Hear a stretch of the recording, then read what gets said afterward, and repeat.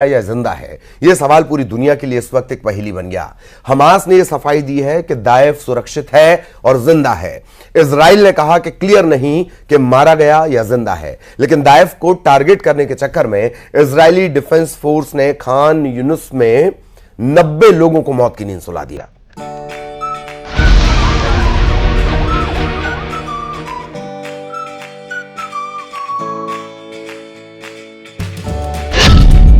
Netanyahu को मिली सबसे बड़ी कामयाबी, इजराइल का सबसे बड़ा ऑपरेशन। गाजा में मारा गया हमास का मिलिट्री चीफ। 7 अक्टूबर का मास्टरमाइंड ढेर। मोहम्मद दाइफ की मौत का सच क्या है? दक्षिणी गाजा स्थित खान यूनिस के नजदीक बसा अल मवासी का शरणार्थी शिविर।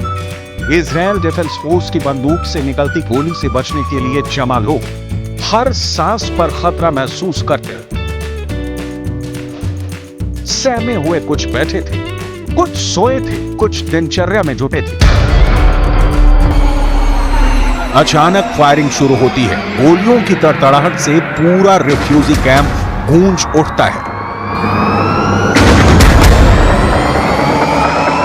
1, 2, 3 या 10, 20 और 50 भी नहीं, कुल 90 लोगों की लाशें बिछ जाती हैं। वीडियो फुटेज में देखा जा सकता है कि हमले की जगह पर हर तरफ मलबा बिखरा हुआ था और हताहतों को स्ट्रेचर पर लादा जा रहा था। जान की सलामती के लिए लोग इधर उधर भागने लगते हैं। दंदनाती गोलियां उनका पीछा करती हैं। जो बच जाते हैं ऊपर वाले का शुक्र मनाते हैं। जो मौत के आगोश में सो जाते हैं उनके लिए बचे हुए लोग दुआ मांगते हैं। हमास दावा करता है कि इजरायली सेना के हमले में गाजा में 90 लोगों की मौत हो गई। इस हमले में 300 लोग घायल भी हुए हैं।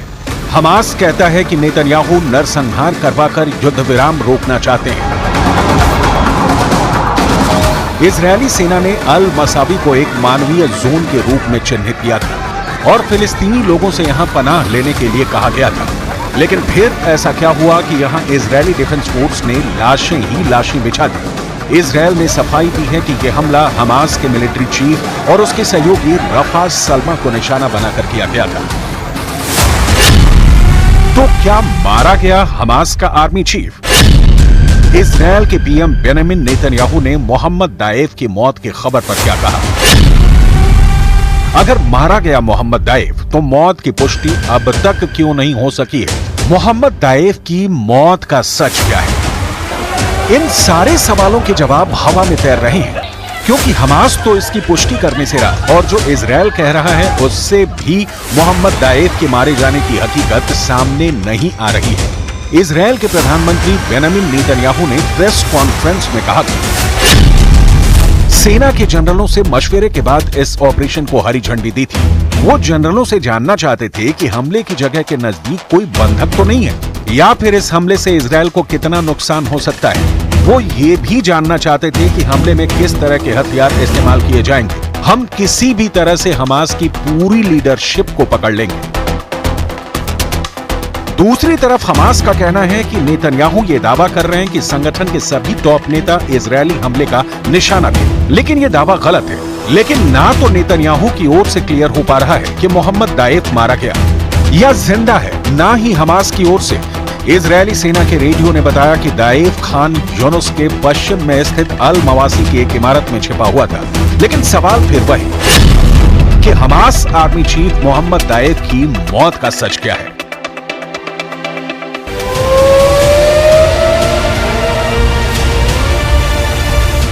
ये पहली बार नहीं है जब इजरायल ने किसी शरणार्थी शिविर पर हमला किया है जिसमें आम फिलिस्तीनियों की मौत हुई है। नेतन्याहू कहते रहे हैं कि हमास के अंतिम आतंकी के जिंदा रहने तक हमले होते रहेंगे। रिफ्यूजी कैंपों पर हमले के पीछे इजरायल की दलील है कि हमास के आतंकी इन कैंपों को ह्यूमन शील्ड की तरह इस्तेमाल कर रहे हैं। उन्हें लगता है कि ये आम लोगों के बीच छुपकर खुद को बचा लेंगे। यही वजह है कि इजरायली सेना इन कैंपों को भी टारगेट कर रही है। संयुक्त राष्ट्र की इस आलोचना के बावजूद कि इजरायल को हमला करते वक्त इसका खास ख्याल रखना चाहिए। कि किसी सिविलियन की मौत ना हो, लेकिन इजरायली सेना के पास उसकी फुर्सत नहीं है। उसका टारगेट क्लियर है और इस रास्ते में आम आए या आतंकी, सेना की गोली इनमें फर्क नहीं करती, लिहाजा लाशें बिछ रही हैं। लेकिन क्या खान यूनुस के हमले में बिछी लाशों में मोहम्मद दाएफ की भी बॉडी शामिल है? क्योंकि अगर ऐसा है तो ये 8 महीने की जंग में मिली इजरायल की अब तक की सबसे बड़ी सफलता होगी। मोहम्मद दाएफ इजरायल के लिए मौत का दूसरा नाम है। मोहम्मद दाएफ 7 अक्टूबर 2023 को इजरायल में हुए आतंकी हमले के बाद से ही इजरायली डिफेंस फोर्स की टॉप लिस्ट में है। इजरायल के मुताबिक दाएफ ने ही 7 अक्टूबर के हमले की योजना बनाई थी। मोहम्मद दाएफ का कोई भी वीडियो इंटरनेट पर नहीं है। दाएफ की केवल 3 तस्वीरें हैं, एक उसके 20 के दशक की, दूसरी उसकी नकाबपोश और तीसरी उसकी छाया की, जिसका इस्तेमाल वो ऑडियो टेप प्रसारित करने पर करता है। पिछले साल दिसंबर में इजरायल के चैनल 17 ने दाएफ की एक नई तस्वीर प्रकाशित की थी। इसमें उसकी एक आंख गायब दिख रही है। इसके अलावा एक हाथ और पैर में भी गंभीर चोट है। फिलिस्तीन में उसे हीरो का दर्जा हासिल है। गाजा में उसे मेहमान के नाम से भी जाना जाता है, क्योंकि वो कभी ज्यादा दिन किसी जगह पर ठहरता नहीं है और ठिकाना बदलता रहता है। वह स्मार्टफोन और आधुनिक डिजिटल तकनीक का उपयोग नहीं करता है। उसे शैडो मैन भी कहा जाता है। हमास की मिलिट्री विंग का प्रमुख मोहम्मद दाएफ इजरायल के मोस्ट वांटेड दुश्मनों की लिस्ट में टॉप पर है। दाएफ का असली नाम मोहम्मद दियाब अल मसरी है। उसका जन्म साल 1965 में खान यूनुस के एक शरणार्थी शिविर में हुआ था। दाएफ पहली बार 1980 के दशक में हमास के साथ जुड़ा था। गाजा के इस्लामिक यूनिवर्सिटी से जीव विज्ञान की पढ़ाई के दौरान वो मुस्लिम ब्रदरहुड के करीब आया। हमास को मिस्र के मुस्लिम ब्रदरहुड की विचारधारा से जुड़ा माना जाता है। हमास की सैन्य गतिविधियों में शामिल होने के चलते 1989 में इजरायल ने गिरफ्तार कर लिया था और वो 16 महीने जेल में रहा। इजरायल की खुफिया एजेंसी मोसाद तब से ही मोहम्मद दाएफ के पीछे लगी है। मोसाद 7 बार मोहम्मद दाएफ की हत्या की कोशिश कर चुकी है। आखिरी बार 2021 में उसकी हत्या की कोशिश की गई थी, लेकिन हर बार नाकामी ही हाथ लगती है। मोहम्मद दाएफ को लेकर कई तरह की बातें की जा रही हैं। जैसे रॉयटर्स की रिपोर्ट के मुताबिक मोहम्मद दाएफ को सुरंगों का नेटवर्क और बम बनाने में विशेषज्ञता हासिल है। हमास ने अपने कद को बढ़ाते हुए उसने आत्मघाती विस्फोटक दस्ते तैयार किए हैं। दाएफ को वर्ष 2002 में हमास की सैन्य शाखा अल कासम ब्रिगेड का प्रमुख बनाया गया।